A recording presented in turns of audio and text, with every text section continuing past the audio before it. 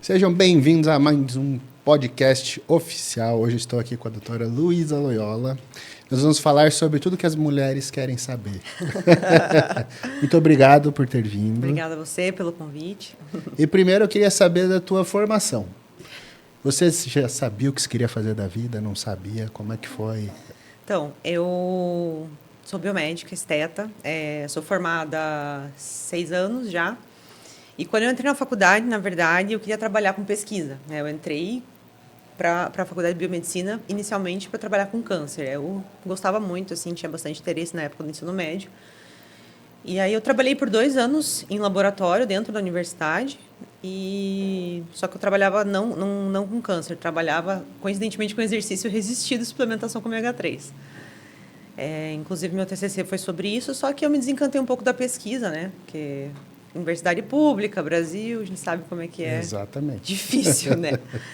Aí eu fui para outra área, eu queria trabalhar com fertilização in vitro. Olha só. Também. E aí era muito difícil você conseguir emprego, principalmente estágio nessa área em Curitiba, assim, não tinha. E aí foi durante a graduação, né? Chegou no último ano da faculdade, eu precisava fazer estágio. E como a minha faculdade era manhã e tarde, eu só tinha tido experiência com laboratório, era muito difícil conseguir estágio. E aí a minha orientadora conseguiu estágio numa clínica de estética. E falei, vou fazer para não ter que fazer um estágio dentro da universidade, porque eu já trabalhava no laboratório, daí eu queria ter uma habilitação diferente da que eu já tinha da fisiologia, né? Então, eu acabei entrando meio que de paraquedas na estética e fazendo estágio que eu comecei a gostar. Eu falei, nossa, é isso que eu quero para minha vida mesmo. Foi a satisfação dos pacientes que fez você gostar? Sim. Eu acho que você poder realmente mudar a autoestima da pessoa, poder realmente fazer a diferença ali na vida dela, ver... Porque você tá bem esteticamente falando, não é só a questão de aparência. Impacta em várias coisas, assim, do dia a dia dos pacientes, né? A gente vê que as pessoas que estão se sentindo melhor, elas vão melhor no trabalho, elas têm melhores relações sociais com a própria família. Então, você poder participar disso realmente é muito gratificante, muito legal. Eu te entendo perfeitamente, porque eu também queria ser cientista e aí você vai lá, escreve tudo o que você descobriu, publica e ninguém vem te dar um abraço, né? Ninguém tá nem aí para você. Já quando você muda uma vida, a pessoa fica feliz, a família fica feliz. É muito mais gratificante. Sim, né? Totalmente. E, inclusive, você produzir um estudo de qualidade é muito difícil, assim, porque muitas vezes você faz todo o passo a passo correto, você faz o experimento, tudo bonitinho, certinho. No final, alguma coisa dá errado, você não sabe o que foi que aconteceu. No meio do processo, você tem que repetir tudo de novo. Né? E a gente, lá como estagiário no laboratório, só leva ser irmão. Culpa do estagiário. Então, foi isso que me fez desencantar um pouco, sabe?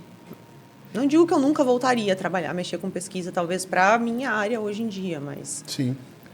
E também porque no Brasil você tem essa coisa da universidade pública e não existe a posição de pesquisador, né? Exato. Então, você é um professor que se você fizer a pesquisa ou não fizer, o teu salário é igual. Sim. Não muda nada. Então, você tem que fazer por amor mesmo. Exato. Né? E eu percebia muito isso assim na faculdade, né? Como eu fiz faculdade pública, a gente percebia que muitos professores, na verdade, não queriam dar aula, eles estavam lá para poder realmente usufruir da pesquisa dentro da universidade. Ter didática não tinha nenhuma, né? Mas eles queriam estar ali fazendo pesquisa. Que é um absurdo que a gente escuta, né? Aquela coisa da federal. A aula dele é ruim, mas ele é um ótimo pesquisador. Sim, mas ele é um professor. Ele é o professor. Para nós, ele é o professor. Ele precisa nos ensinar, né? A gente não está lá por ele ser pesquisador. E como é que funciona o atendimento da estética? Porque, assim, a gente passou por um boom recentemente no Brasil, um monte de gente descobriu a estética. E algumas pessoas foram super protocolares e a gente viu um monte de gente com a mesma cara, né?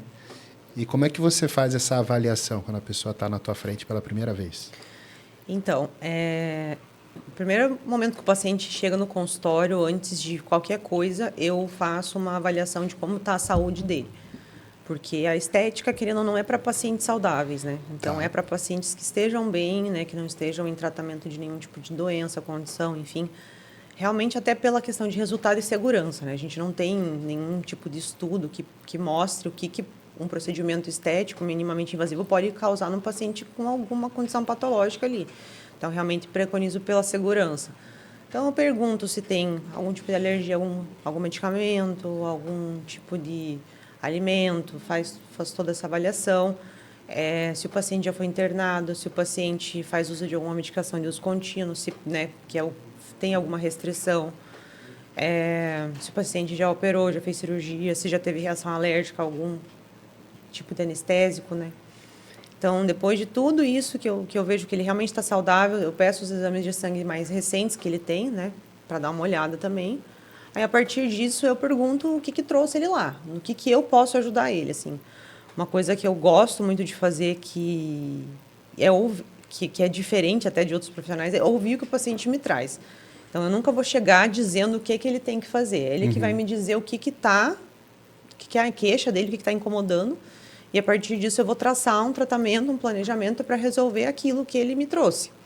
Porque, muitas vezes, já ouvi de vários pacientes, eu fui na doutora fulana de tal, ela começou a falar, porque você tem que fazer isso, você tem que fazer aquilo, teu nariz está assim, assado. Eram coisas que eu, perdão, nem me incomodava e passou a ser uma questão para mim. Então, eu acho que a gente não pode, como profissional, obviamente, a gente olha no rosto de cada paciente, a gente vê várias coisas que poderiam ser melhoradas. Mas não cabe a nós ficar apontando isso, né? Às vezes gerando um desconforto que para ele não existia, né? Então, eu sempre gosto de perguntar para ele, para daí a gente começar a avaliar junto e pensar junto num tratamento. Teve uma amiga minha que foi fazer um procedimento e a filha foi junto. E a filha é de 16 anos. Linda, a menina é linda. E aí o cara virou para a filha e falou: e o teu sorriso é feio, não aparece direito os teus dentes, não sei o quê. E a menina ficou com uma raiva do cara e ficou na cabeça dela isso. E agora ela falou, toda vez que eu olho no espelho, eu fico vendo se aparece meu dente quando eu sorrio, porque o cara falou isso. Isso gera um transtorno para as pessoas, assim. Pensa, ela não era nem paciente, ela não deveria ser nem avaliada, né? E acabou levando aí um trauma junto de brinde. Não, e a menina tem 16 anos. Meu Isso Deus aí é do um céu. peso na cabeça dela. Né? Exatamente. Que já é aquele momento que a gente está um pouco insegura, tem aquelas questões de adolescência, aí o cara chega e gera um trauma na menina, né? Não precisava. E a gente está numa academia, né? Eu queria saber se é verdade ou se é mito que o Botox dura menos em quem treina. É verdade. Na verdade, o que acontece, né? Os pacientes que treinam, eu me incluo nessa, a gente tem um metabolismo mais acelerado e a gente tem uma tendência a fazer mímica facial muito mais do que pacientes não treinados. Então, o nosso músculo ele é mais hiperativo do que em pacientes sedentários, digamos assim. Então, a tendência é realmente durar menos porque a gente faz mais contrações, né? E isso gera mais movimentação na musculatura e faz com que... Porque como que funciona, assim, a toxina botulínica, ela vai bloquear o canal de acetilcolina ali da musculatura. Então, ela bloqueia esse receptor, né? Esse receptor fica inativo e aí o músculo não faz a contração, que não libera acetilcolina naquela junção neuromuscular. Quando o paciente treina, ele induz mais movimentação, essa contração involuntária, isso vai começar a acumular mais acetilcolina mais rápido nessa placa motora, e isso vai fazer com que o brotamento dos novos receptores seja mais rápido. Então, não é que ele dura menos, é que o músculo entende que ele está inativo, digamos assim, e ele volta a movimentar mais rápido porque ele entende essa situação de atrofia, digamos assim, mais rápido do que um paciente que não treina. Tipo uma compensação. Exatamente. Então, ele entende que é um músculo que precisa voltar a movimentar mais rápido. Então, o próprio corpo começa a fazer esse brotamento de novos receptores ativos mais rápido. Então, a mímica facial é... Eu até, quando estou treinando, tenho que me policiar, assim, porque a gente está sempre com o Botox em dia e daí fica fazendo força, tem que dar uma segurada para não fazer tanta contração. Tem que treinar igual a Graciane. Né? Ela fica com uma carinha plena treinando. Não sei como consegue. Agora, a gente que é do mundo, eu sou do mundo farmacêutico, né? E uma das coisas que eu sempre pergunto para as pessoas sabe como é que o creme hidratante funciona? Porque você olha os ingredientes lá, você tem um monte de gordura, né? Sim, Que é para não evaporar a água da pele. exato. Você faz um filme de gordura. Sim, Ou seja, você tem que tomar água, né? sim.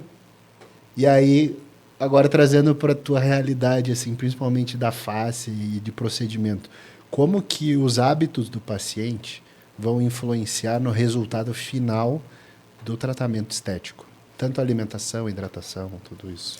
Então, eu sempre falo que a pele, ela é um reflexo de tudo que o paciente tem realmente como hábitos. Então, um paciente, ele chega lá, por exemplo, nunca fez tratamento estético, quer fazer um bioestimulador de colágeno, que eu acho que é um dos que está mais em alta hoje em dia. A gente vai aplicar um produto no organismo do paciente para que esse organismo produza colágeno, né? Então, a partir desse produto, né, ele vai reconhecer aquele produto ali na pele e o corpo vai gerar um processo inflamatório e vai produzir colágeno.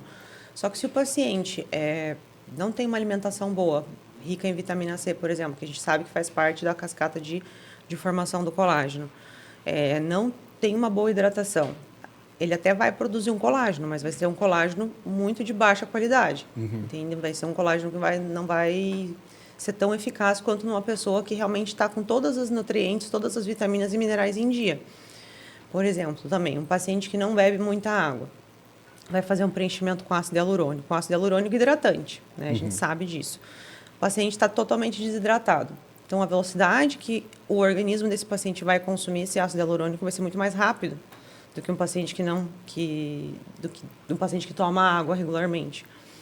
Então, tudo que o paciente consome, o paciente tem uma dieta muito rica em carboidrato, muito rica em gordura ruim também, tudo isso vai influenciar, porque ele vai ter uma degradação mais rápida do colágeno por conta do alto índice glicêmico da alimentação. Vai produzir muito radical livre, às vezes por alimentos muito inflamatórios, como, sei lá, gordura, fritura, enfim. Então, tudo que é alimento ruim, que também para a parte do fitness, ele também influencia na pele do paciente.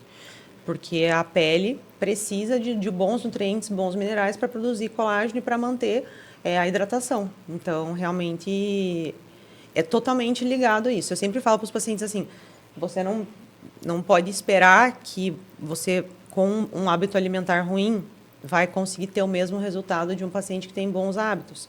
Porque vai mudar muito, né? A quantidade de radical livre que ela vai ter, que vai realmente degradar colágeno, degradar até gordura facial, é muito maior, né? Já que você falou em gordura facial, até pouco tempo atrás a moda era tirar a bola de bichar, né? Sim. Para afinar o rosto. E aí essa galera começou a se arrepender depois, né? Sim. Qual que é a importância para a estrutura facial ali? Você percebe que quem fez essa remoção tem um prejuízo maior estrutural no rosto? Então, a bola de bichar, eu falo assim, que ela é muito de cada caso. Tem paciente que realmente tem indicação de remover a bola de bichar, paciente que morde a bochecha. Tá. O paciente está se alimentando ali e começa a morder. Então, o paciente que realmente tem uma bola de bichar muito grande, né, a indicação realmente é cirúrgica, porque aquilo está gerando um dano interno na mucosa bucal.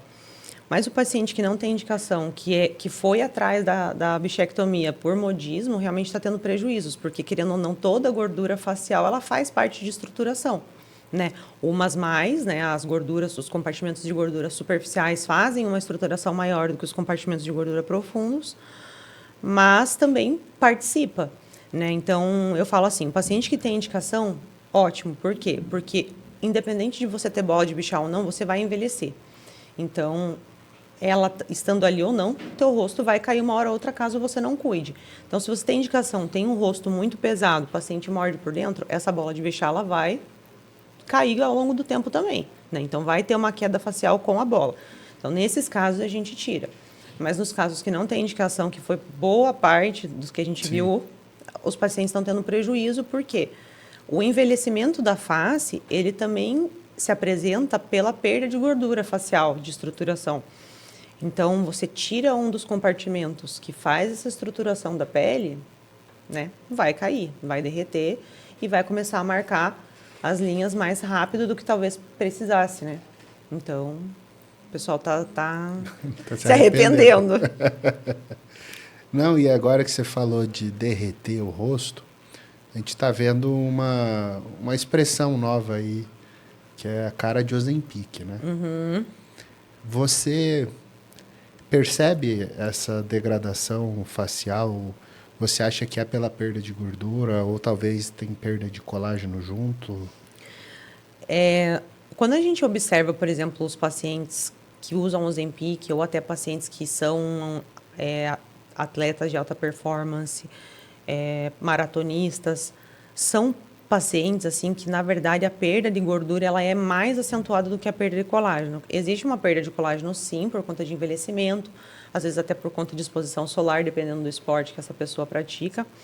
Mas a perda de gordura, ela é bem evidente, assim, a gente percebe que o paciente fica com um aspecto de, eu falo, não é uma expressão tão legal, mas é um aspecto meio cadavérico. Você observa os traços ósseos do paciente e a pele derrete.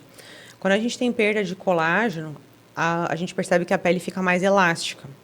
E quando a gente tem perda de gordura, a gente observa o rosto com aquela sensação de derretimento mesmo, sabe? Então, a gente percebe um afundamento aqui na região malar, um afundamento aqui abaixo do osso zigomático, que é bem onde a gente marca o contorno com a maquiagem, as mulheres. Então, os pacientes que praticam atividade física, que fazem uso de Ozempic, que tem essa perda de gordura muito rápida, isso se apresenta no rosto também, porque a mesma gordura subcutânea que a gente perde na parte corporal quando faz dieta ou exercício físico, é a mesma gordura subcutânea que a gente perde no rosto. Então, infelizmente, não tem como ser seletivo, né? Então, esses pacientes, por conta do uso do Ozempic que você perguntou, é mais perda de gordura mesmo. Tem um pouco de perda de colágeno por causa do emagrecimento rápido, acúmulo de radical livre, acaba degradando o colágeno, né? Mas, principalmente, é perda de gordura subcutânea. Então, pelo aspecto da pele, você consegue diferenciar Consigo, se é mais colágeno ou gordura que a pessoa ou gordura, perdeu. exatamente. Quando a gente vê, assim, um paciente que a sensação que o rosto dele está afundado, isso é uma perda de gordura. Tá. Quando a gente percebe que a pele está molinha e fina, aí a gente tem uma perda de colágeno maior. Tem casos que tem as duas coisas, né? E casos que a gente, além de ter essas duas perdas, a gente tem perda óssea, que seriam pacientes mais velhos, por exemplo. Né? Paciente, assim, 60 a mais, já tem perda óssea, além de perda de gordura e colágeno.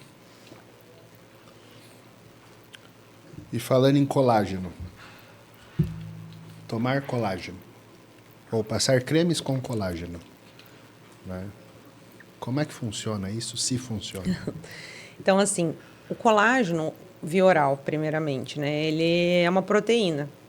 Então, ele precisa ser degradado para a gente conseguir absorver.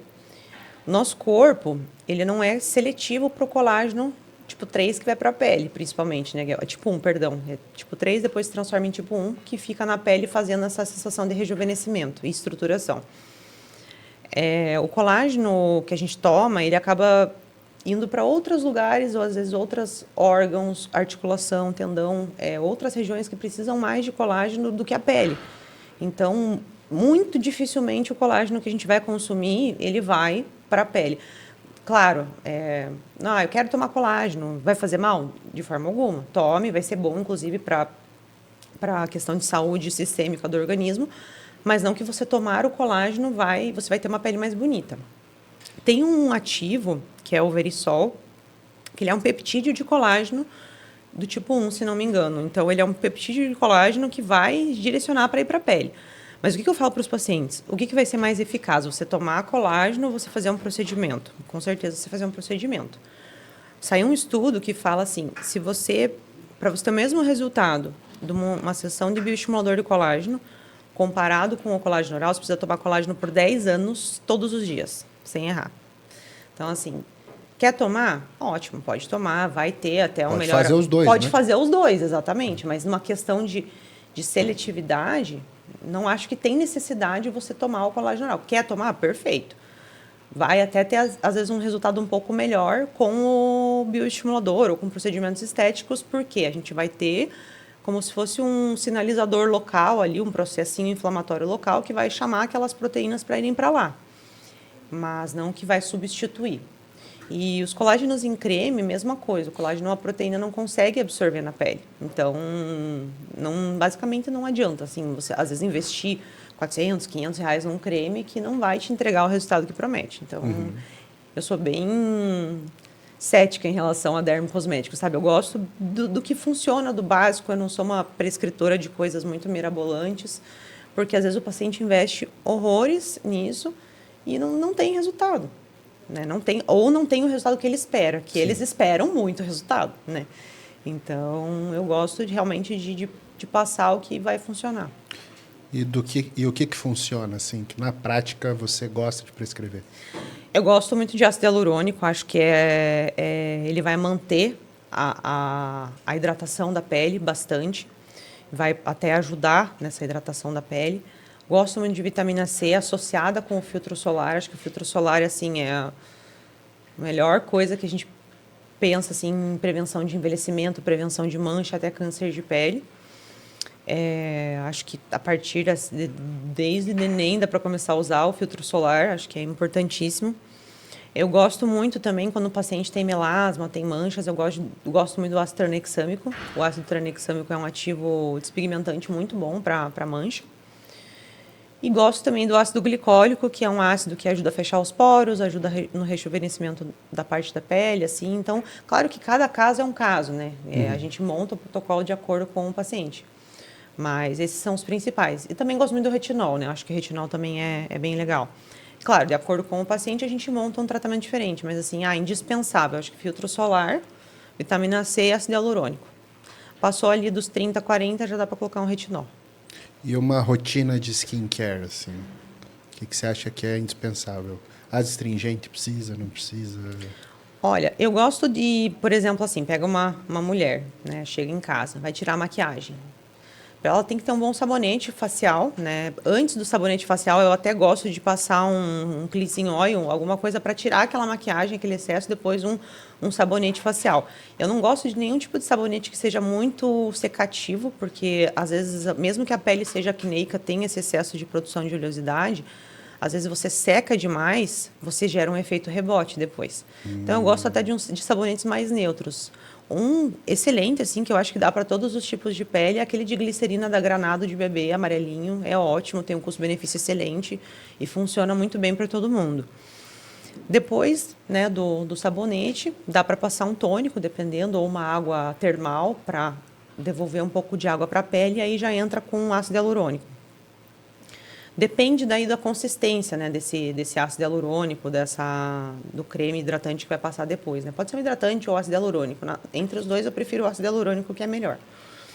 Aí depois, o paciente vai entrar com os ativos específicos, né? Que aí vai da rotina. Vai para um ácido glicólico, vai para um retinol, vai para um tranexâmico, vai passar sei lá, qualquer outro ativo para rejuvenescimento, um creme diário de óleos, aí vai individualizando, né? Mas acho que daí essa é na parte da noite. Aí na parte da manhã, lava o rosto com o mesmo sabonete neutro, tira, né, o excesso dos ativos que usou à noite. Hidratante e filtro solar. E aí, antes do filtro solar, se quiser, pode usar a vitamina C. A vitamina C é até melhor usar de dia.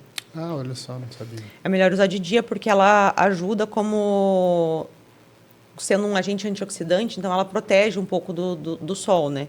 Então, você passa primeiro, ela tem até um melhor efeito de manhã do que à noite. Pode usar à noite também, mas de manhã até melhor, antes do protetor. E de antioxidante oral, tem algum que você gosta?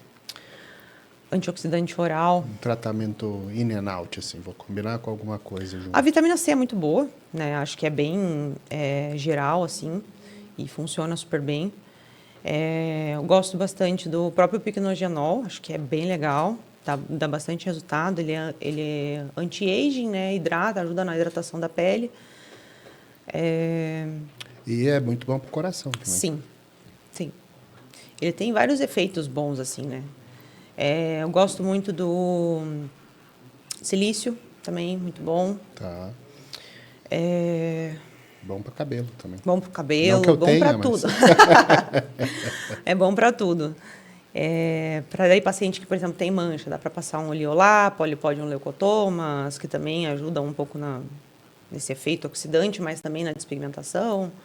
Aí tem uma gama, né? Sim, aí vai caso a caso. Resveratrol também, muito bom. Sabe que eu estava lendo esse dia sobre a melatonina? E daí eu vi que elas chamam melatonina porque eles estavam procurando um negócio para descolorir pele. Então é parecido com melanina mesmo, né? Sim.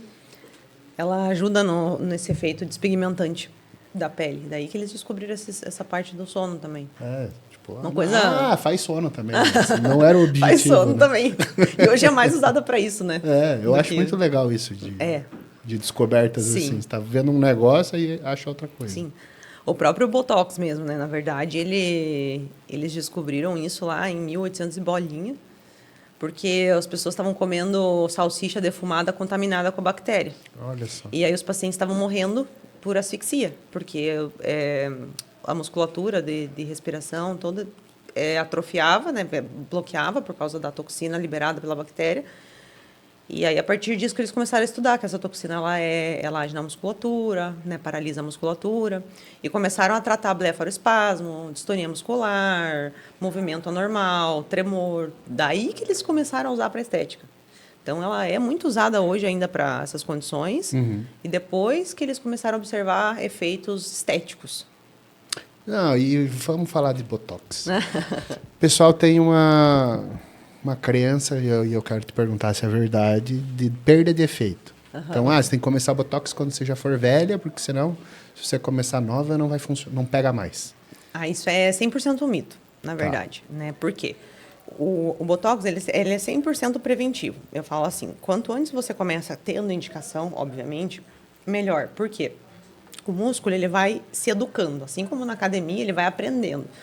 Então, ele vai cada vez mais enfraquecendo. Mas isso é ruim a longo prazo. Não, porque a gente não está falando de um músculo que vai fazer vai ter algum efeito funcional. A gente está falando de musculaturas que vão fazer expressões. Mas aí entra a gente também não tirar totalmente a expressão da pessoa. Óbvio, né? Não vai deixar a cara congelada. Mas a gente vai educando essa musculatura a ficar cada vez com uma mímica facial mais fraca. Então, quanto antes você começa a utilizar, melhor para você evitar ter linhas no futuro. Porque a linha ela não se forma só pela musculatura. Tem tudo aquilo que a gente estava falando, perda de colágeno, perda de gordura. Então, o músculo ele está movimentando, aquela pele ela começa a quebrar, começa a marcar, que nem a mão da gente, né? A gente nasce assim, fica mexendo a vida toda, a nossa mão é toda marcada, cheia de linhas, mesma coisa o rosto. Então, a ideia é você ter uma diminuição da mímica facial um pouco para que essa linha não se forme. Claro, a gente precisa também respeitar o intervalo dos fabricantes, né? A gente vê na bula, geralmente de 3 a 4 meses, pelo menos, entre uma aplicação e outra.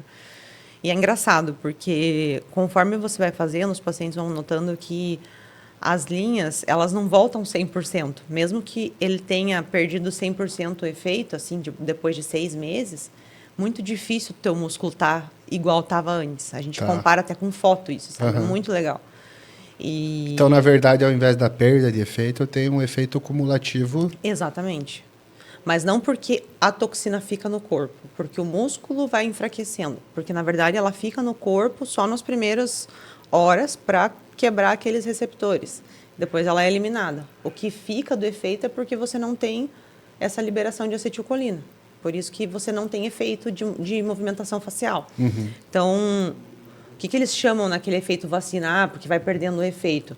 Às vezes, se o paciente faz aplicações muito consecutivas, com intervalo muito pequeno, por exemplo, assim, faz uma aplicação, dali 15, 20 dias faz o ajuste de dose, daí dali 15 dias faz mais uma, aí funciona como se fosse um efeito vacina de medicamento mesmo que a gente vê para, enfim, doenças, né?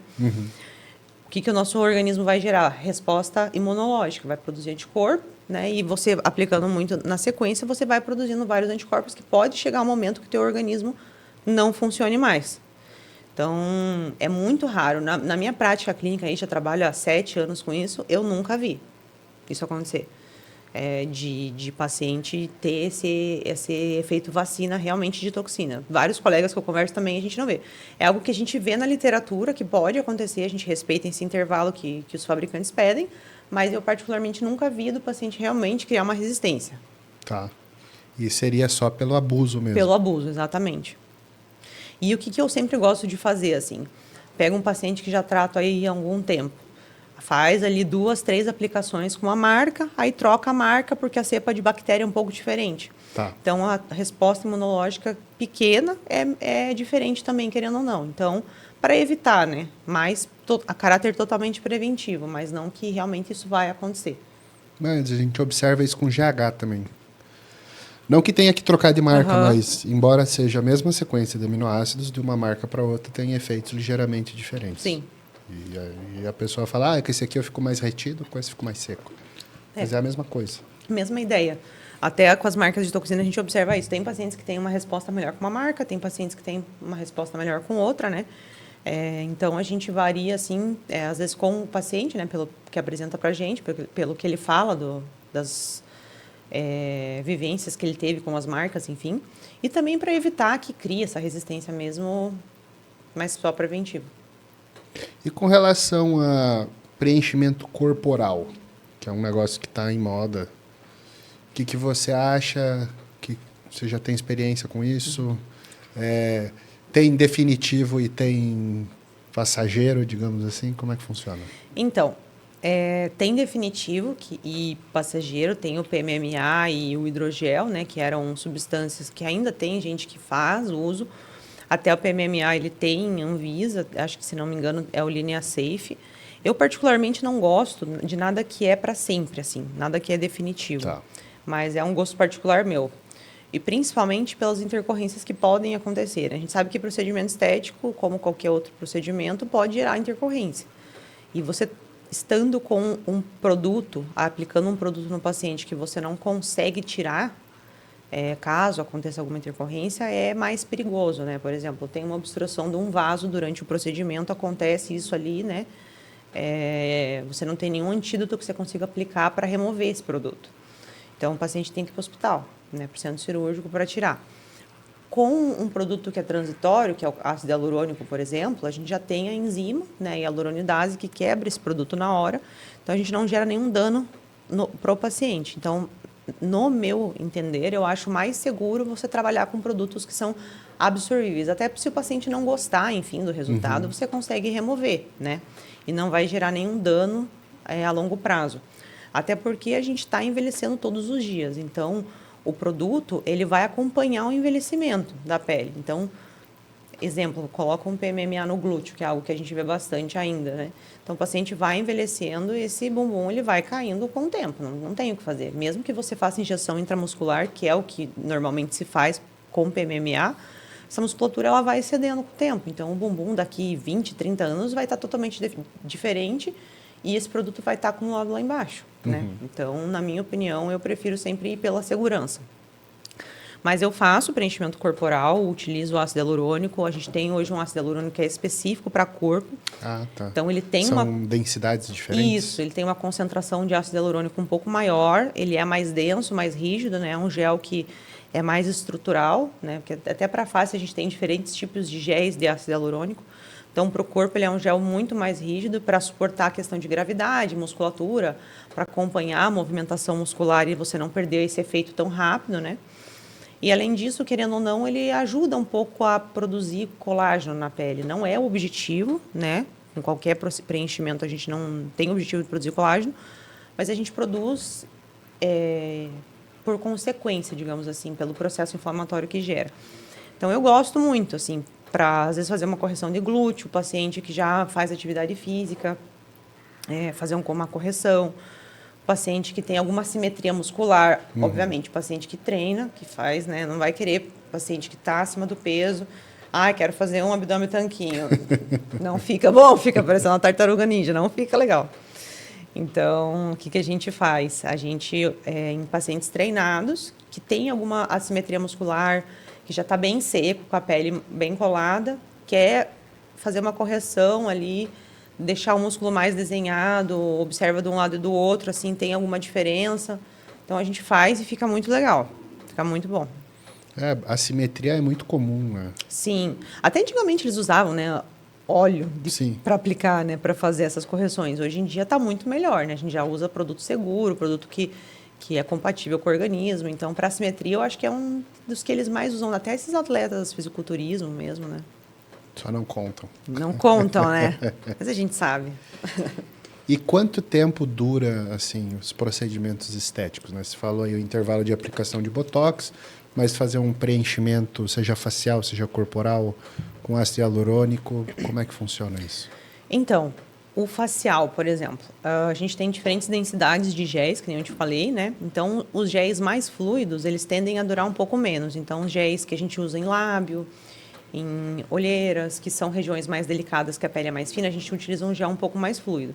Então, tende a durar um pouco menos do que os géis estruturais, que a gente usa em mandíbula, mento, nariz, malar e zigomático, que são géis mais firmes de sustentação, que tem uma durabilidade maior. Mas, assim, uma média, digamos, assim, 1 ano, tá? De 8 meses a 12 meses. E isso tudo também é cumulativo. O preenchimento, querendo ou não, mesmo que passe desse tempo, a gente faz, assim, um exame, a gente consegue observar pequenas moléculas. Claro, ele tem um efeito que vai degradando a longo prazo. Então, ele vai perdendo esse efeito, né? Não quer dizer que em um ano perde todo o Perde resultado. todo o resultado. Não, dificilmente você perde todo. Usando uma marca boa de produto, obviamente, né? Ele fica um pouquinho. E quanto mais você vai fazendo, por exemplo, você vai renovando a cada 1 ano, 1 ano e meio, teus procedimentos, você vai percebendo que ele vai tendo uma durabilidade maior. Por exemplo, o lábio. A gente põe a primeira vez, né? Geralmente dura um pouco menos, até pela mímica, pela quantidade, efeito gravitacional, até efeito de absorção do ácido hialurônico, que é uma região que tende a ficar mais ressecada no rosto. Aí, quando o paciente vai colocar a segunda seringa, não precisa necessariamente esperar 1 ano, às vezes com 6 meses já coloca de novo. Para esse paciente sentir a necessidade de colocar de novo, passa de 1 ano, assim, sabe? Para perder todo esse volume. Então, ele vai acumulando. Quanto mais a gente vai fazendo, mais ele dura, mais vai hidratando a pele. E o que eu percebo também é que o ácido ele vai modelando um pouco a pele, sabe? Então, às vezes, o ácido hialurônico ele saiu completamente, mas a pele já modificou o formato, estrutura, criou novos vasos sanguíneos ali dentro, criou moléculas de colágeno também, modificou aquela estrutura de pele, ficou uma pele mais saudável, melhor, mas o ácido já saiu fora. Então, isso é bem legal. E o volume de preenchimento? Digamos que você fez malar. Quando você vai refazer, precisa de menos? Geralmente, sim. Tá. Geralmente, sim, justamente por aquilo que eu comentei, porque ele fica um pouquinho, né? Então, a gente, por exemplo, pensa num full face com 10 seringas, tá? Chutando alto, assim. 10, 15 seringas. Hoje em dia tem gente que usa muito mais, tá? Mas eu uso geralmente menos por conta do residual de BDDE, que tem uma quantidade segura de BDDE que a gente pode usar no organismo por ano. O BDDE, ele é um agente que transforma o ácido hialurônico em gel, porque o ácido hialurônico na forma natural é líquida, então para a gente transformar em gel, eles usam o BDDE, que é um químico. Tá. Então, para ele não ser nocivo, para ele não ter risco para o paciente, eles indicam um máximo aí de 10, 12 seringas por ano, de acordo com o produto, né? Daí tem que ver a quantidade residual de BDDE em cada marca. Mas chutando aí umas 10, 12 seringas por ano. O paciente fez ali o full face, e daí vai fazer a manutenção. Geralmente umas 3, 4 para fazer manutenção. Nossa. Né? Então, metade, um pouco menos da metade, assim.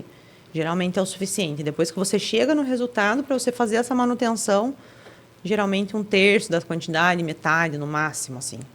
Ah, legal. Então, realmente tem uma mudança estrutural. Tem.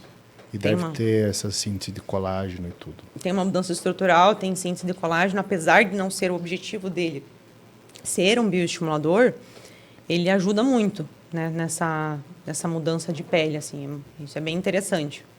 Eu, por exemplo, eu tenho preenchimento no lábio, mas a última vez que eu fiz preenchimento labial foi em agosto do ano passado. E eu coloquei meia seringa só, então foi pouco. E eu não sinto a necessidade de fazer nesse momento. Eu vou esperar mais um tempo ainda até ele perder volume. E eu percebi que quanto mais quanto mais vezes eu fiz, mais espaço de tempo entre essas sessões eu consegui dar, sabe? Legal. Que foi modificando mesmo a estrutura.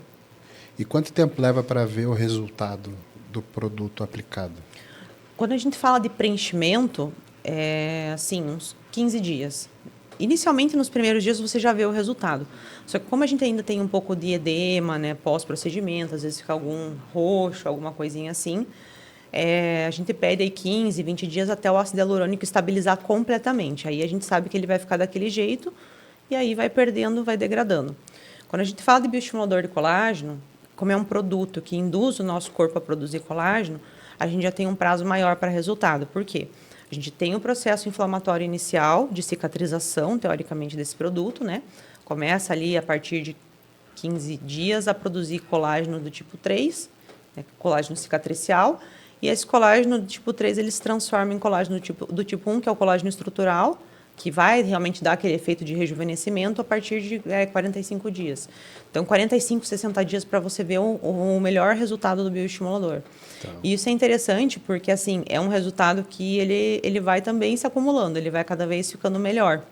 E ele tem uma durabilidade de bula para a gente, o Sculptra, né, que é o mais usado, de 25 meses. Então, durante todos esses 25 meses, ele vai estar trabalhando e produzindo colágeno na pele. E qual que é o intervalo, então, para fazer bioestimulador de colágeno? Então, a gente sempre observa, assim, se pega um paciente que nunca fez, por exemplo, uma mulher ou um homem de 40, 50 anos, tem que avaliar a qualidade dessa pele, mas geralmente a gente começa com 1 ou 2 sessões, com um intervalo de 30 a 40 dias. Aí, depois dessas 2 primeiras sessões, a gente observa o resultado. Se já chegou no resultado que o paciente queria, perfeito. A gente daí espera 1 ano e 2 meses para fazer de novo. Por que com esse intervalo menor do que o prazo de durabilidade do produto? Porque, infelizmente, a gente está envelhecendo todos os dias, né? Então, a gente está lutando contra o envelhecimento com o produto, mas a gente está envelhecendo do mesmo jeito. Uhum. Então, para a gente ter essa manutenção e não perder o resultado que a gente teve com essas 2 sessões, a gente encurta a manutenção para 1 ano e pouquinho, depois dos 40 anos, assim. Só para fazer essa manutenção mesmo.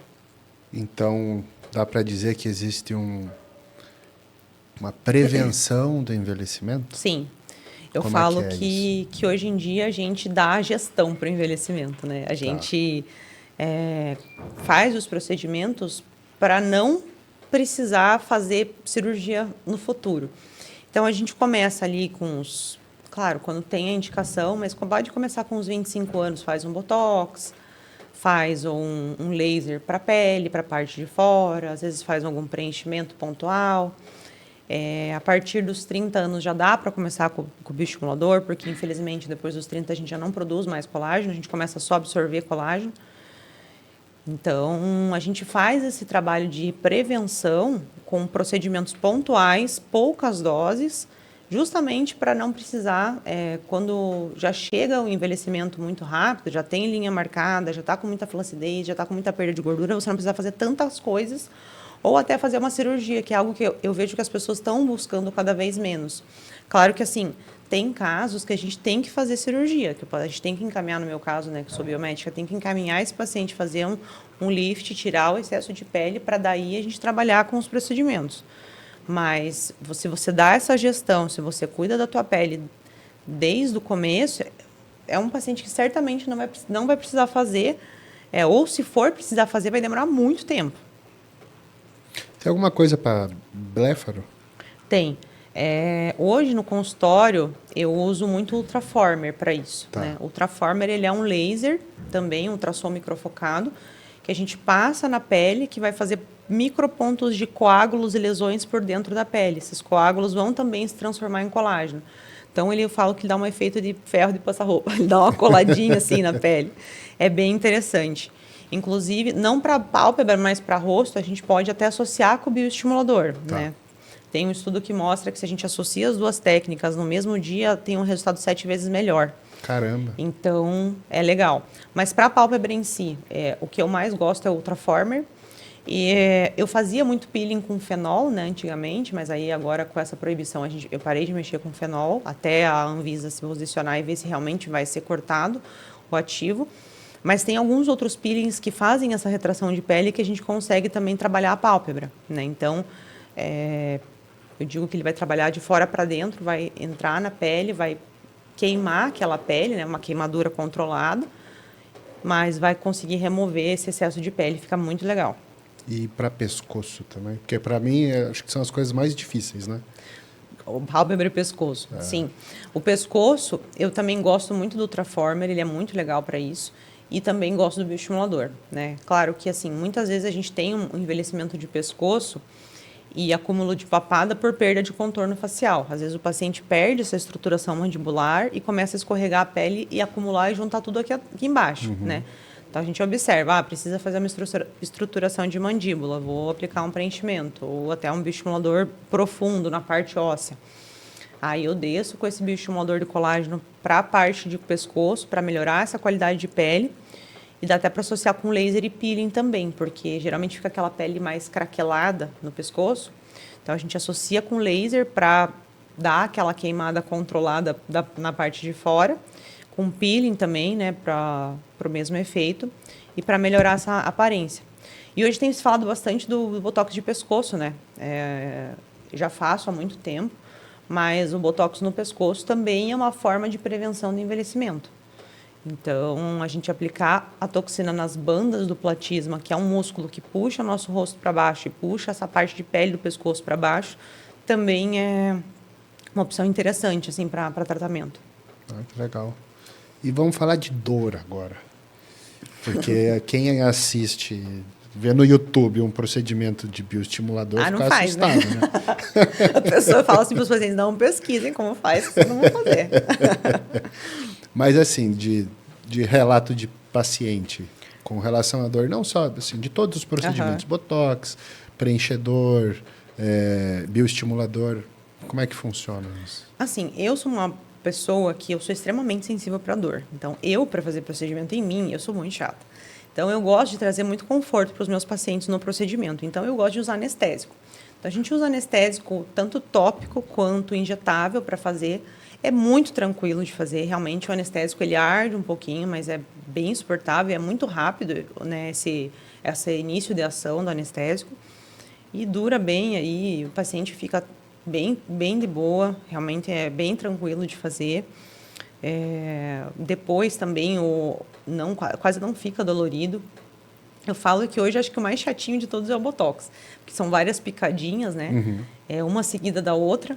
Então, acaba sendo o mais chato de todos. Mas os outros que a gente coloca anestésico, injetável, é muito sossegado, não dói. Ótimo. Eu acho que nada melhor que não doer, né? Porque eu falo assim, você vai fazer um procedimento e fica com muita dor, você fica traumatizado. Tenho vários pacientes e relatos que foram em outros lugares, fizeram, doeu muito, falaram, meu Deus, eu fiquei traumatizada, eu não quero nunca mais fazer. Às vezes é pressa, né? Também.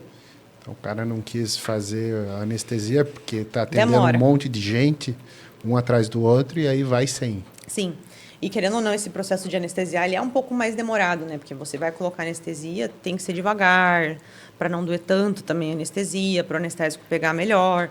Então, ele demora, né? E realmente, a pessoa que tem um atrás do outro, ou que não quer dar esse conforto para o paciente, realmente não faz mesmo. É a galera do volume. Exatamente. E tem alguma preparação prévia para fazer procedimento estético?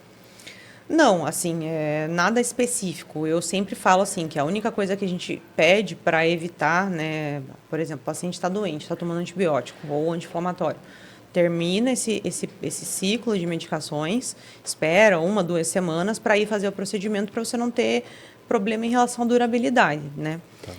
Mas de preparação prévia, assim, não. Óbvio, se hidratar sempre é muito importante, comer bem, assim, mas de que realmente a pessoa precisa fazer algo antes, não. Só quando vai fazer um peeling, por exemplo, algo assim, que daí no consultório, na consulta, antes da gente fazer o peeling, eu passo o preparo de pele para ela, ela vai fazer até dar o dia que ela vai na clínica fazer o peeling, ou até fazer um laser, enfim, justamente para prevenir uma mancha, né, na pele. Mas os outros procedimentos, não. E o pós é muito chato? Não, é bem tranquilo, assim. Hoje em dia, pelo menos os produtos que eu uso, eles são muito tecnológicos, né? Então, gera pouquíssimo edema, pouquíssimo inchaço depois do procedimento. Dor também é bem suportável, é algo desconfortável só. Falo assim, nada que um analgésicozinho também não resolva se estiver muito ruim. Mas o pós é muito sossegado, muito tranquilo.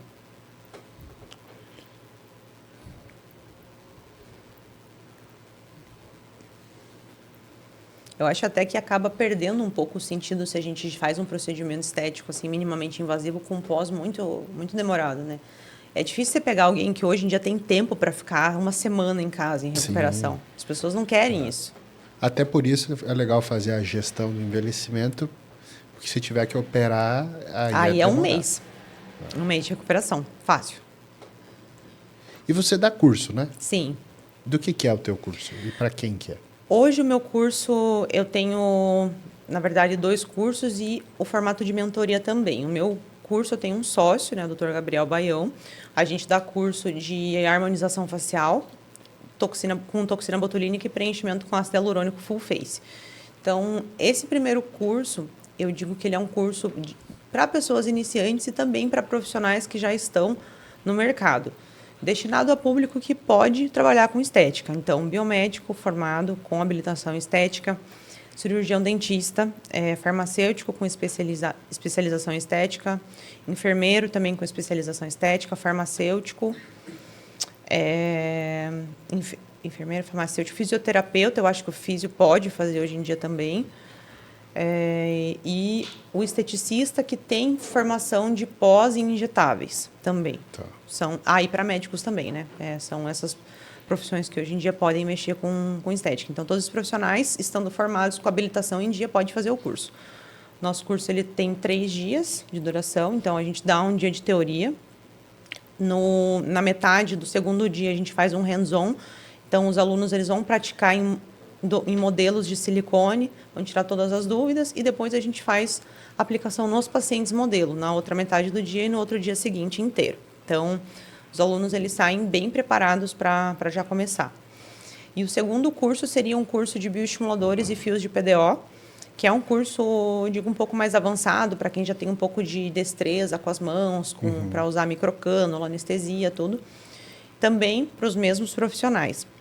E hoje eu também tenho um formato de mentoria, que é um formato que eu fecho a minha agenda, né, para atender somente um aluno, e eu monto um curso exclusivo para ele. Então, ele vai me trazer, quero fazer um curso de, sei lá, bioestimulador, quero fazer um curso de tecnologias, de lasers e, enfim, tudo que tem de novo. Quero só prática, quero prática teórica. Daí, a gente monta o curso de acordo com o que o aluno pede. É um dia que ele fica só comigo, tira todas as dúvidas, também tem essa opção. E para quem está começando ou está pensando em fazer biomedicina, o que você tem de dicas? Olha, eu falo assim que quem quer trabalhar com estética e quer fazer biomedicina tem que aproveitar muito a faculdade, que é uma coisa que eu acho que se eu soubesse que eu iria mexer com isso, que eu veria que eu usaria tanto, eu usaria muito mais aula de anatomia, de fisiologia, de bioquímica, farmácia, de fármaco também, de farmacologia, porque são coisas que, quando a gente está na graduação, a gente não dá muita importância. Mas depois que a gente se forma e começa a atuar, você fala assim, meu Deus do céu, tudo que eu vi na faculdade. Vai ter que aprender por Vou conta. ter que estudar de novo tudo. Então, assim, eu falo que na graduação, dificilmente você vai ver só o que você gosta. Na verdade, você vai ver mais o que você não gosta do que o que você gosta. Uhum. Na época, porque eu estava na faculdade, a estética ela estava meio que começando, assim. Já tinha um pouco, mas não era essa febre que é hoje, assim. Até a gente falava que queria fazer estética, os professores olhavam meio torto, assim, tipo, nossa, que coisa mais fútil. Mas eu nem tive aula de nada de estética na faculdade, para você ter uma ideia. Então, a gente tem que aproveitar as matérias que são meio gerais para tudo, muito, que são coisas que a gente vai usar muito no nosso dia a dia. Então, hoje, como eu dou aula, na minha aula eu falo muito de anatomia e fisiologia, meu Deus, quando eu comecei a trabalhar, eu falei, meu Deus, vou ter que estudar tudo de novo, porque eu não lembro nada da faculdade, né? Comecei a estudar tudo de novo e hoje em dia eu tenho que ensinar isso para os alunos de novo, porque eu vejo que o pessoal sai muito despreparado. Então, minha dica é, assim, aproveitar mesmo a graduação, realmente se dedicar, estudar para querer aprender mesmo, não só para passar na prova, porque é algo que você vai usar depois. Uhum. Né? Às vezes a gente não dá muita importância para isso na graduação e faz falta. E é um curso excelente, assim. Hoje em dia está bem alto, eu fico muito feliz, porque na época que eu fiz, assim, não era tão... O pessoal não dava tanto valor para os biomédicos como dão hoje, então... Não, meus professores tinham raiva. Tinham raiva. Eles, não, vai roubar a área do farmacêutico. Era briga, né? Era briga. De turma. Eu falava, cara, mas quem quer trabalhar com isso não precisa ver a parte de indústria, de medicamento. Vai e é bem direto. diferente, assim. Tem algumas coisas parecidas, mas são cursos bem distintos. Por exemplo, Sim. a biomedicina ela surgiu na época para ter um professor para ir para a docência. Né? Pelo que meus professores contaram, assim, eles precisavam de um profissional que entendesse de tudo, mas que fosse dar aula mais para os médicos, assim, sabe? Mas foi para isso que surgiu a biomedicina, para ter um professor para ir para a docência, para dar aula para os médicos, porque os médicos se formavam, iam trabalhar e não tinha quem desse aula para eles. Então, para isso que surgiu. E a nossa área é mais também clínica, de análises clínicas, Sim, sim. né? Então, eu acho que são áreas totalmente complementares. Complementares. Eu também não acho que é concorrente, né? Não, Não, tem espaço para todo mundo. claro. E realmente, o cara que quer trabalhar na manipulação, ele não quer ver análises clínicas. Não. Então, quem quer, escolhe esse curso. Sim. Quem quer ir para a indústria farmacêutica vai fazer farmácia. Pronto. Sim, sim. São coisas muito diferentes, né?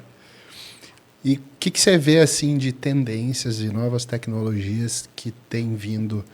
Nesses 7 anos mudou muita coisa? Muito. Eu vejo que antes, assim, era bem aquilo que você falou. Aquela produção em série, todo mundo com o mesmo rosto, preenchimento, preenchimento, preenchimento, e deixar as pessoas realmente com aquele rosto bem marcado, assim, com os traços bem fortes.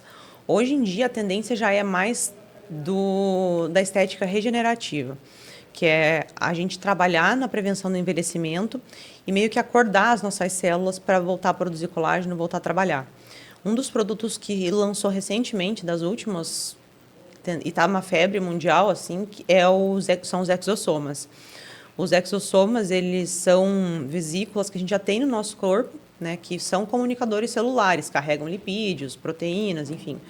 Então, os exossomas, quando a gente aplica na pele, eles têm o objetivo de facilitar e potencializar os tratamentos estéticos. Os que a gente usa hoje em dia, eles são extraídos de células-tronco, né? Ah. Então, a gente, por exemplo, faz um exossomos junto com uma aplicação de bioestimulador. Qual que é o objetivo? Acordar os nossos fibroblastos, facilitar essa comunicação intercelular para você ter uma produção de colágeno mais eficaz e mais certeira. Além disso, o PDRN também, que é o derivado do DNA do salmão, também está muito em alta, um potente antioxidante aí bem bom. Ajuda muito para mancha, prevenção do envelhecimento. Então, essa estética regenerativa é o que está mais em alta hoje em dia, com certeza. E aí o exossomas é a aplicação local também?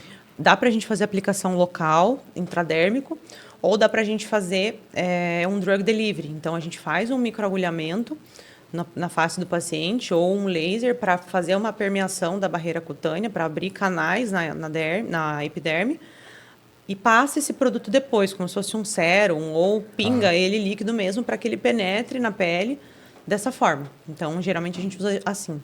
Ah, que legal. Super legal. E ele é muito legal porque ele ajuda muito a regenerar feridas também. Não só na estética, está sendo usado para outras áreas da saúde também, para cicatrizar pé diabético, para fechar feridas em hospitais, melhorar a aparência de cicatrizes. Nossa, é muito interessante. A aparência de cicatriz é um negócio que acho que mudou muito já, né, de tecnologia. Porque antigamente o cara falava, não, vai ter que fazer outra cirurgia, cortar e tentar costurar afinar. de novo. E hoje em dia você vê que tem um monte de procedimento. Tem várias opções. O próprio exossomos, os lasers também, CO2 fracionado, peeling. Então, a ideia é realmente a gente alinhar essas fibras de colágeno que cicatrizaram rápido para fechar aquele corte, né?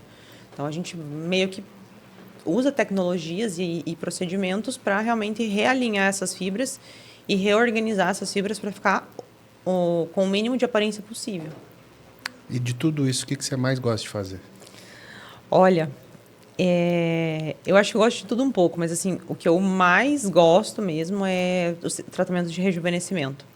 Porque como o meu público, as minhas pacientes, boa parte já passou dos 50 anos, a maior parte, então são mulheres que nunca fizeram nada ou que fazem alguma coisa, mas que não tanto assim, né, como as meninas mais novas. Então, você vê a mudança da pele, você voltar uns anos para a paciente é muito interessante, é muito incrível, na minha opinião. Você vê a pele mudando de aspecto, ficando mais lisinha, dando aquele efeito de lifting, rejuvenescendo mesmo. São os que eu mais gosto. Então, um bioestimulador, Ultraformer. Até o endolaser mesmo, que é um procedimento novo, que está em alta também, né? Então, a gente usa muito ele para rejuvenescimento. Os lasers faciais também, para a parte de fora. Tudo que entra no rejuvenescimento, eu gosto, assim, sabe? Então, eu falo que eu tenho uns protocolos que eu mesma faço, assim, que eu faço um pouco de tudo, faço tudo na mesma sessão, para gerar aquele rejuvenescimento legal e imediato e também a longo prazo, sabe? Então, associo várias técnicas na mesma sessão para que o paciente tenha um ótimo resultado. E tem alguma paciente, assim, que é a mais marcante, alguma história, assim, que te impactou bastante? Olha, como eu trabalhei em clínica há muito tempo, aquelas clínicas mais populares, assim, eu tive várias, porque eu resolvia muito problema de outros profissionais que trabalhavam lá dentro, sabe? Tá. Então, tinha muito BO. Então, o que acontece? Eu peguei um caso de uma paciente que a menina fez uma aplicação de um fio de PDO nela, e esse fio ficou superficial. Então, a ponta do fio, ela ficou extrusionada aqui na testa da paciente. E a paciente ficou meses, assim, tipo... E a menina fazendo outras coisas para tentar mexer, não sei o que, e a paciente chorando e não resolvia. Daí mandaram lá para eu ver o que tinha acontecido. E é claro, né, o fio, estando numa camada superficial, não vai fechar, porque ele não está na camada correta e a pele não cicatriza, não fecha. É a mesma coisa que a gente tem um pelo encravado. Não está na camada certa, né, que o pelo tinha que estar. Então, ele fica fazendo aquele processo inflamatório e não deixa fechar. Então, o que eu tive que fazer? Tirar esse fio, deu ali 3, 4 dias, fechou. Então, foi um dos primeiros desafios que eu tive, assim, na minha carreira. Eu era bem recém-formada, assim, sabe? Fazia, sei lá, 1 ano que eu estava trabalhando, eu acho, e já veio essa bomba na minha mão. Falei, meu Deus do céu, se eu não conseguir resolver isso aqui, ferrou, né? Aí eu tirei esse fio, eu tive que anestesiar, fazer um furinho ali, puxar esse fio para fora para conseguir cicatrizar. Foi bem difícil, assim, eu lembro. E daí a paciente super nervosa. E daí já devia ter um colágeno feito ali? Já estava meio preso ali dentro da pele. E daí você puxava, dele quebrava. Nossa, foi um pepino para tirar, assim. Porque ele já fazia 3 meses que estava daquele jeito aberto. Podia ter deixado uma contaminação, né? Uhum. Não saía aquele negócio por nada, né? Aquele fio preso, a fibra do fio, assim, até o material do fio já estava meio ressecado também, então você puxava, prendia, tinha colágeno aderido, ele estava preso na pele, foi bem difícil de tirar. Tanto que eu tive que fazer 2 sessões para tirar tudo. Eu tirei boa parte na primeira sessão, daí eu falei, olha, eu acho que saiu tudo, vamos esperar. Aí ainda ficou um pontinho meio avermelhado, ela voltou para mim com 1 semana, tinha mais um pedacinho de fio, daí eu tirei o resto, daí fechou. Daí cicatrizou, assim, bem rápido. Mas foi muito difícil, foi um dos desafios, assim, que eu tive. Já peguei outros casos também de fio superficial, né, nessa leva aí de clínica que eu trabalhei. Mas eu acho que essa foi uma das mais... 3 meses é tempo, né? Eu não sei como ela aguentou. Esse negócio vazando ali, meu Deus. E já que você falou em desafio, quais são os maiores desafios que você já enfrentou? Olha, eu acho que hoje não é tanto assim, mas a gente enfrentava muito desafio de preconceito, até de paciente e de outros profissionais, sabe? Por ser biomédico e tal, não sabe fazer, não tem que mexer com isso. Então, isso, para mim, me deixava muito triste, porque eu pensava assim, poxa, eu estudo tanto, eu sei o quanto eu sei, o quanto eu me dedico para isso, por que existe isso, esse preconceito com a nossa área, sabe? Hoje em dia, graças a Deus, mas não é mais assim. As pessoas valorizam muito, entendem que cada profissional tem a sua área de atuação, que tem espaço para todo mundo, que não tem que ser um mercado restrito para uma única classe de profissionais, né, ou 2 classes, enfim. Mas eu acho que era um dos desafios, assim, de ser uma biomédica num meio que era dominado por dermato, dominado por cirurgião plástico, por dentista até também, né? Então, foi um desafiador. E hoje em dia, ver que eu estou bem estabelecida, que eu tenho minha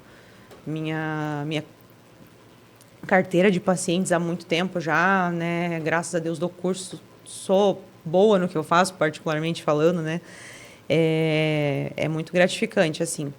E também ter aquele momento que você vê assim que você está trabalhando numa empresa e você tem que sair, sabe? É o momento de eu sair, de eu abrir meu negócio, de eu me arriscar. Então, foi um dos desafios também para mim, assim, enxergar que aquele era o momento e dar aquele passo. Você pode muito bem não vingar, né? Pode Sim. não dar certo, pode ter que voltar, né? Para onde você estava, Você mas assume um aluguel, um funcionário, e aí tem que dar certo. exatamente, tem que dar certo. Então eu sempre fui assim, não tem opção de dar errado isso aqui, tem que dar certo, né? Então acho que foram os 2 grandes desafios assim que eu vejo e que hoje em dia assim consegui passar. E o que você vê de perspectiva futura para a biomedicina? Olha, até uma paciente comentou comigo ontem, e eu nem sabia disso, que foi eu não sei se foi ou vai ser nesse vestibular, o segundo curso mais concorrido. Nossa. O primeiro foi medicina e biomedicina foi o segundo curso. Então, eu fiquei muito feliz. Falei, nossa, é um curso que está crescendo muito. E fiquei muito orgulhosa, assim, de ser biomédica. E falando da parte de estética, assim, acredito que a tendência mundial são os tratamentos de anti-envelhecimento mesmo, de estética regenerativa, de acordar realmente as nossas células, fazer elas voltarem a trabalhar, fazer o nosso corpo fazer produção de colágeno, até induzir produção de gordura. Acredito que no futuro vai existir algo nesse sentido.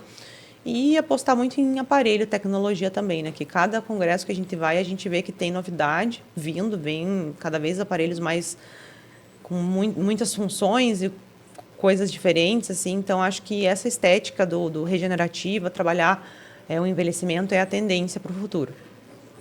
E se você tiver que escolher um único procedimento para você não viver sem, qual seria? Acho que o Botox. Porque o Botox, ele é coringa, assim, ele é político, ele se dá com todo mundo, assim. Eu acho que... Por que eu gosto tanto dele? Por que ele funciona? A minha aplicação hoje, ela é rosto todo. Então, todos os músculos da face que trabalham que trabalham a favor do envelhecimento, né, a favor do processo da gravidade, a gente consegue gerar uma mímica, gerar uma paralisia nessa musculatura, diminuir a força desse músculo. Então, a gente, travando os músculos que puxam o nosso rosto para baixo e deixando até com maior atividade os músculos que geram lift, você consegue dar uma rejuvenescida no rosto. E você vai educando essa musculatura a longo prazo para que o teu rosto esteja sempre bom, assim, bem bonito. Enfim, então, acho que, para mim, eu não abro mão do Botox. Eu também. O meu tá atrasado. Tá atrasado. Trouxe seringa? Se eu tivesse falado, eu tinha trazido. Bom, tem um presentinho aqui para você. Obrigada. É bem cheiroso. Lá em casa tá espalhado por tudo. Será? Esse aqui é bom, Difusor hein? de aroma. Sabonete de mãos, que delícia. Isso aqui é bom, hein? E um creminho. Um creme. Tudo que a gente ama, né?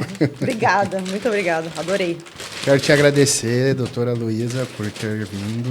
Obrigada a você pelo convite. Foi muito bom, eu tirei várias dúvidas. Espero que o pessoal tenha as mesmas dúvidas que eu. Se tiver mais dúvidas também, né, pode mandar. A gente... Como é que te acha no Instagram? Meu Instagram tá @doutora_dra.luiza com Z, Loyola com Y. Lá tem todas as informações de como agendar a consulta, pode me mandar direct. Tem o link, né, na bio que vai direcionar para o WhatsApp da clínica. Né? Nesse WhatsApp da clínica, se precisar, tem o meu WhatsApp pessoal, que ele é mais destinado a paciente que já fez procedimento, tem alguma dúvida, está com algum problema, precisa, mas às vezes se quiser me chamar no pessoal também não tem problema. Quem quiser mentoria, né? Também. Mentoria e curso também, pode chamar no WhatsApp da clínica, que a gente direciona para o WhatsApp de cursos também, né? Ou chamar no direct do Instagram também, tá? Estou à disposição para esclarecer todas as dúvidas, para novos pacientes também. Muito obrigado. Obrigada a você pelo convite, foi ótimo. Espero que tenha sido produtivo. Com certeza foi. Pessoal, muito obrigado por acompanhar nosso podcast. E se inscrevam no canal, que a gente sempre traz informação de qualidade para vocês. Até a próxima.